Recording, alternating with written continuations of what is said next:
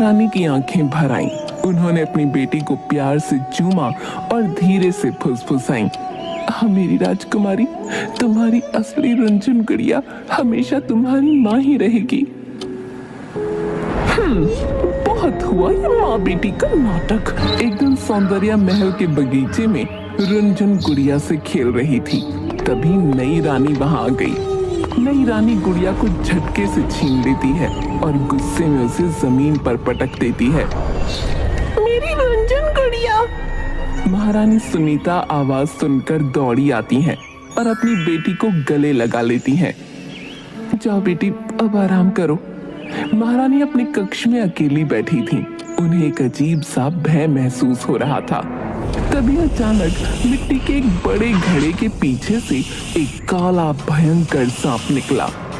उसकी आंखें चमक रही थीं और उसकी फुफकार पूरे कमरे में गूंजने लगी। महारानी कुछ समझ पाती उससे पहले ही सांप ने तेजी से उनकी ओर छलांग लगाई और सीधा उनके पैरों में काट लिया।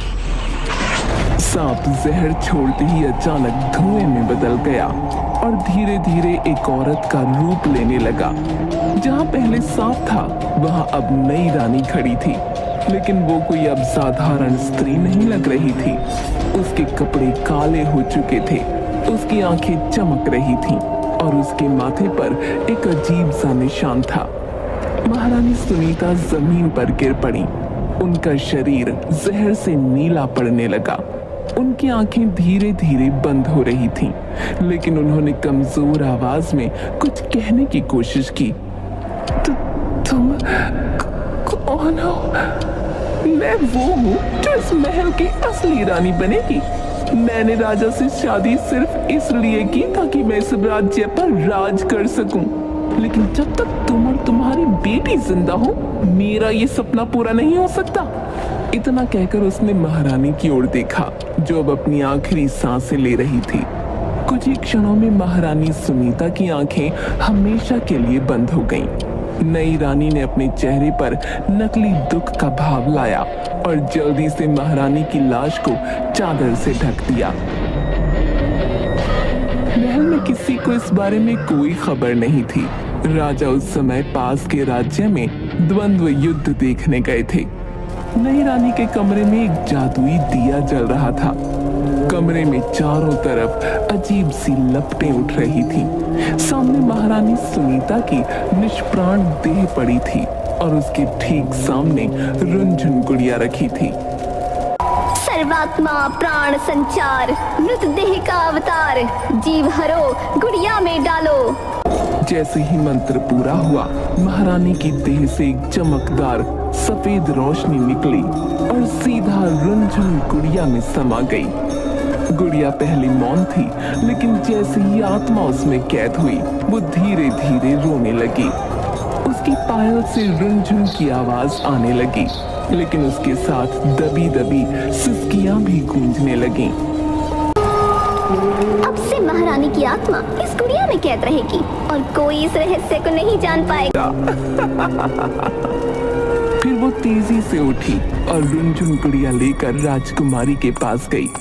राजकुमारी अपनी माँ को ढूंढ रही थी, लेकिन माँ कहीं नजर नहीं आ रही थी। तभी नई रानी उसके पास आई और मुस्कुराते हुए उसके हाथ में गुड़िया रख दी। राजकुमारी, ये लो तुम्हारी प्यारी रुंझुन गुड़िया, इससे जितना चाहो खेलो। हाँ बेटा, अब ये सिर्फ तुम्हारी है। उसने तुरंत महारानी सुनीता की लाश का क्रियाकर्म करवा दिया ताकि कोई भी सच्चाई न जान पाए। राजकुमारी ने देखा कि गुड़िया की आंखों से छोटे छोटे आंसू गिरने लगे। राजकुमारी जब भी अपनी माँ का नाम लेती, गुड़िया और जोर जोर से रोने लगती। मेरी गुड़िया तो हंसती थी, अब ये रोती क्यों है? पिताजी, मेरी माँ कहीं चली गई है। जब भी मैं माँ को आवाज देती हूँ, ये गुड़िया रोने लगती है। राजा ने नई रानी की तरफ देखा, जो ये सब देखकर शांत बैठी मुस्कुरा रही थी। कहाँ है? महाराज, महारानी सुनीता अब इस दुनिया में नहीं रही। एक सांप ने उन्हें काट लिया था। नहीं, मेरी माँ मुझे छोड़कर नहीं जा सकती। पिताजी, मेरी गुड़िया रो रही है। मुझे लगता है माँ इसी में है। क्या सच में कोई षड्यंत्र हुआ है? स्थान पर ढूंढा। लगता है माँ इसी में है। क्या सच में कोई षड्यंत्र हुआ है? मैंने हर स्थान पर ढूंढा, लेकिन सुनीता कहीं नहीं मिली। दूसरी तरफ नई रानी तेजी से अपने कक्ष में गई और एक चांदी के गिलास में शरबत तैयार किया, लेकिन शरबत में खतरनाक जहर मिला दिया। फिर वो धीमे कदमों से राजा के पास पहुंची और मुस्कुराते हुए गिलास उनकी तरफ बढ़ाया। महाराज, आप बहुत थके हुए लग रहे हैं, ये ठंडा शरबत पी लीजिए, आपको बहुत आराम मिलेगा। जैसे ही राजा ने गिलास हाथ में पकड़ा, पास में रखी रुनझुन गुड़िया अचानक जोर जोर से हंसने लगी।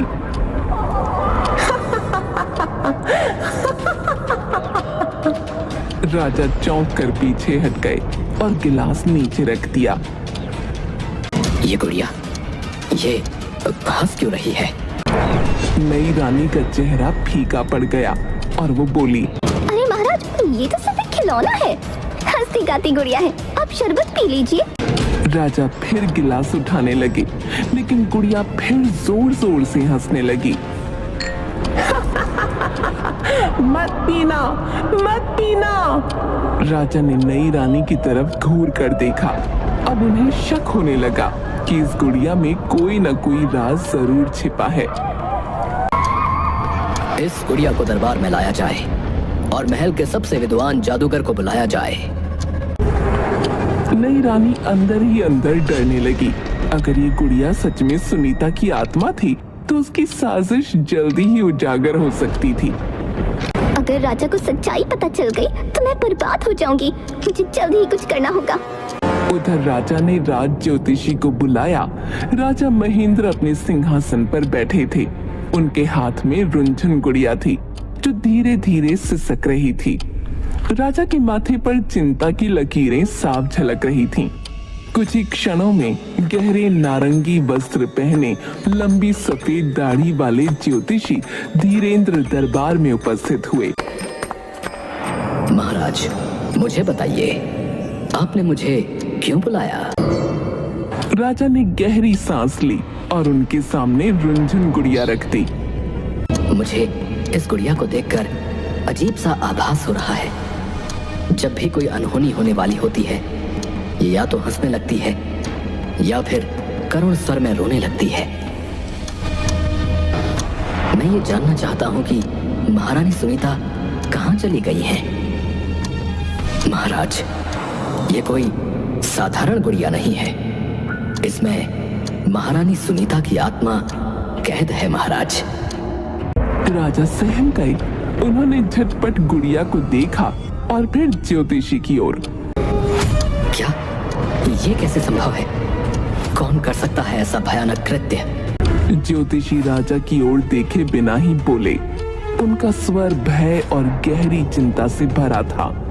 महाराज, जिस स्त्री से आपने दूसरा विवाह किया है वो कोई मनुष्य नहीं बल्कि एक मायावी जादूगरनी है। उसने ही महारानी सुनीता की हत्या कर उनकी आत्मा को इस गुड़िया में बंदी बना दिया है और अब वो आपको भी मारना चाहती है। राजा ये सुनकर अपनी जगह से उठ खड़े हुए। उनका गुस्सा और भय अब साफ दिख रहा था। ये असंभव है। मैंने उसे अपनी रानी माना था, अपनी पुत्री की मां समझा था और उसने मेरे साथ ऐसा छल किया। महाराज, यदि आप इस सच्चाई को नकारेंगे तो इसका परिणाम बहुत भयावह होगा। वो बहुत ही मायावी और शक्तिशाली जादूगरनी है।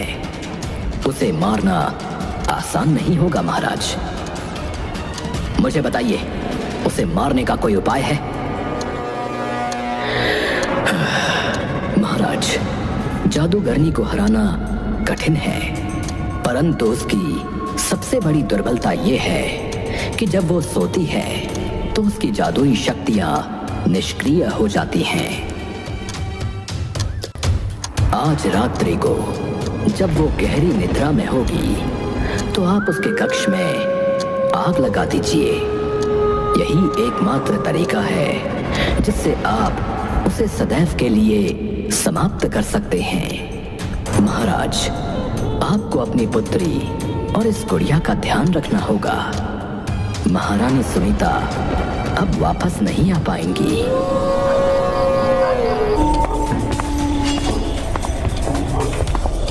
सैनिकों, रानी के कक्ष के द्वार धीरे से बंद कर दो। सैनिकों ने चुपचाप दरवाजे की सभी कुंडियां बाहर से बंद कर दी। फिर राजा ने मशाल उठाई और कक्ष के चारों ओर लगे रेशमी पर्दों पर आग लगा दी। कुछ ही पलों में पूरा कक्ष धधक उठा। भीतर से भयानक चीखें आने लगी। नहीं, नहीं, क्या हो रहा है? मुझे बाहर निकालो। ये तुम्हारे षड्यंत्रों का अंत है। अगली सुबह राजा महल में वापस आए। सैनिकों ने तुरंत राजा को आकर सूचना दी। महाराज, छोटी रानी आग में जलकर भस्म हो गई। छोटी रानी के नाम से राज्य भर में निर्धनों को भोजन वितरित किया जाए।